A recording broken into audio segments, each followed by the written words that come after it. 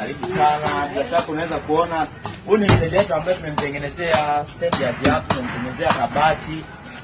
Bila shaka unaweza kujiuliza Adam ni vitu gani anavyotengeneza. Ndio kama hivi. Yaani vitu ni quality standard kabisa. Hiyo unaweza kuingia Instagram ukataka Adam Furniture Kahama. Bila wewe umesema bosi vinaingia Shinyanga maeneo gani? Shinyanga pale majengo pale. Basi sawa. Sasa sikiliza. Delivery ni bure. Yaani Adam ametengeneza delivery ni bure. Usafi. Yaani hivi vinafika mpaka kwako.